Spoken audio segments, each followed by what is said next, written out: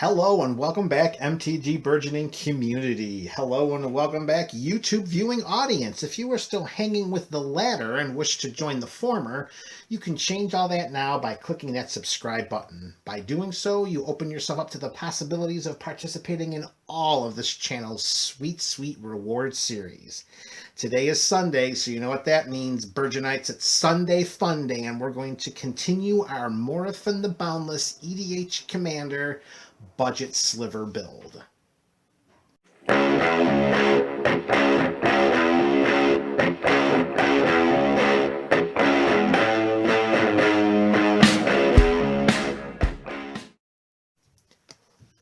Burgeonites, hello, welcome back. Here we are with another Sunday PHONday with our host, your favorite and mine, the greatest shapeshifter with changeling in the history of Magic the Gathering, Morophon the Boundless. And today we are continuing our series of our budget sliver build. If you missed any of the previous installments of this series, you can click on any of the links below to bring you right up to speed. You can also visit the tappedout.net page if you click on the link in the description below. So far in this Morophon budget sliver build, these are the cards that we've added to the deck.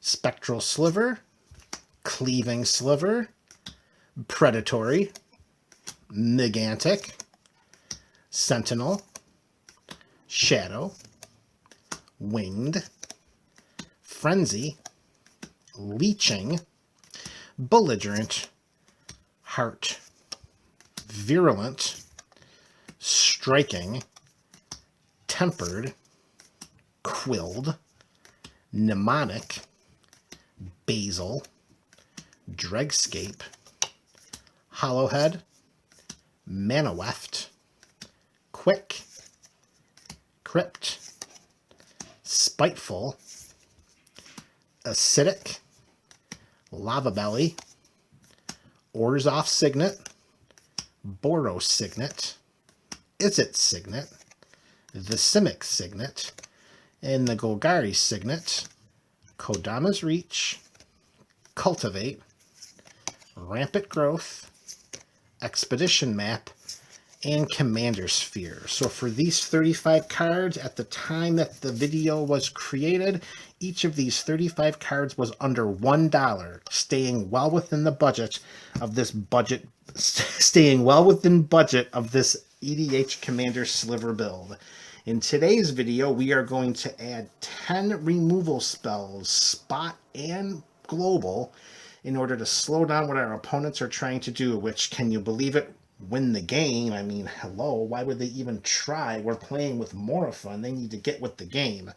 All right, so first removal spell is a modal spell, and that's going to be Simic Charm.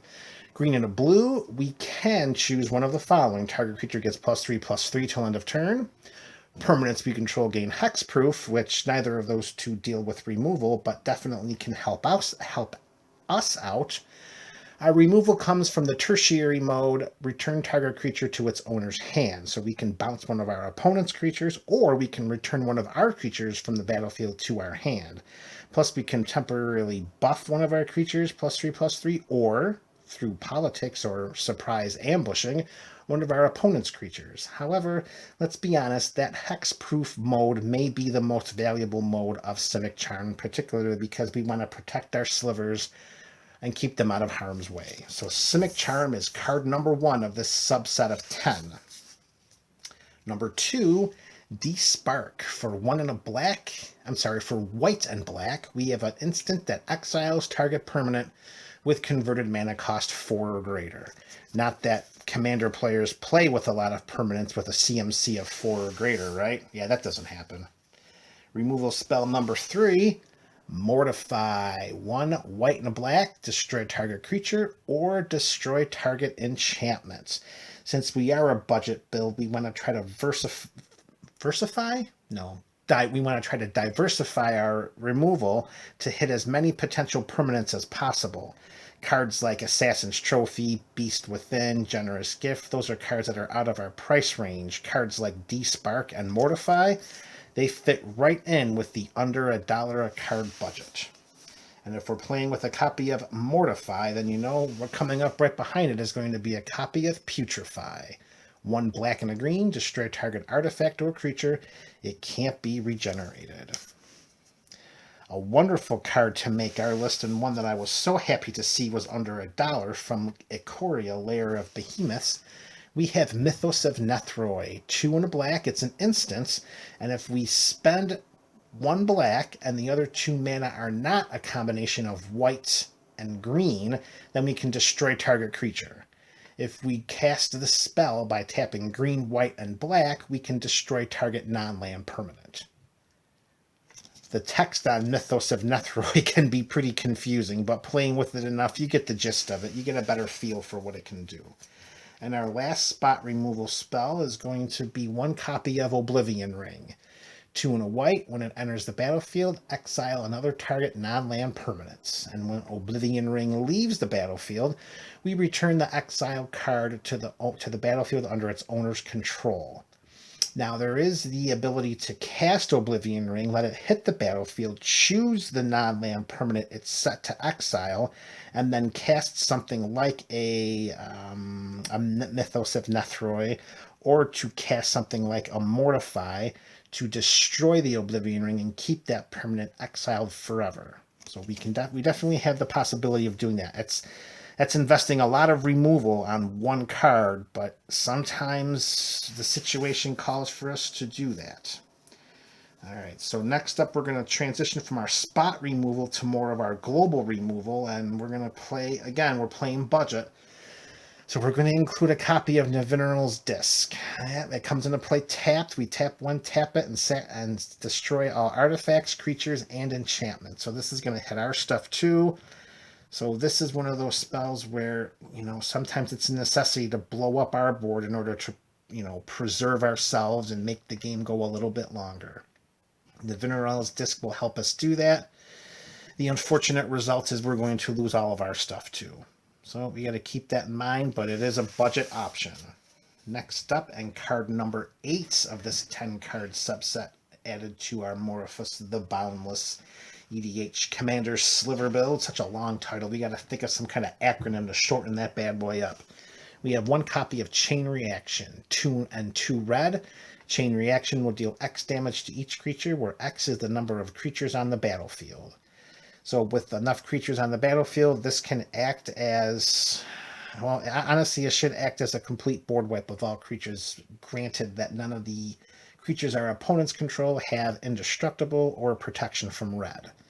This is EDH in our format, so we should have lots of creatures on the battlefield. So getting a big enough chain reaction shouldn't be too much of a problem. All right, so we're down to our last 2 global removal spells. And our next one is going to be 1 copy of Winds of Wrath. 3 and 2 white. We destroy all creatures that aren't enchanted, and they can't be regenerated. So there is the possibility, because of the limitation, the restriction of not being able to destroy creatures that aren't enchanted, but I don't think we're going to see that a lot generally in our format. I mean, auras they're a tricky proposition, because a lot of players will kind of steer away from them for the fear of being 2 for 1. Outside of a dedicated aura and or enchantment build, I think we're safe including Winds of Wrath. The CMC is decent at 5, and plus, for budgetary constraints, this is a very, very affordable card, well under $1. So Winds of Wrath is card number 9 in this subset of 10.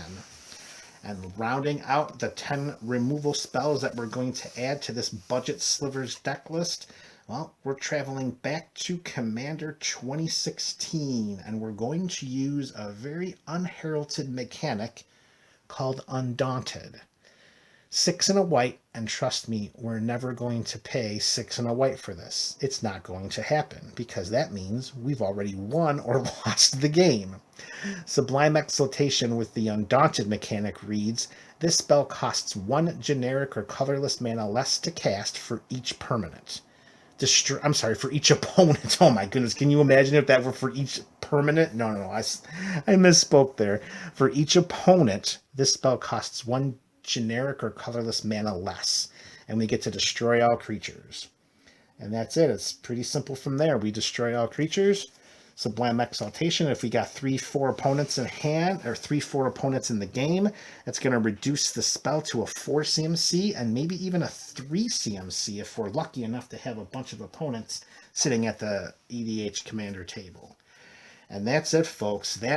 Those are our 10 removal spells added to this deck. So with these 10 removal spells and the 10 ramp and mana fixing spells from last video, that brings our 99 up to 45 cards. So let's say we've got around 20 slots left.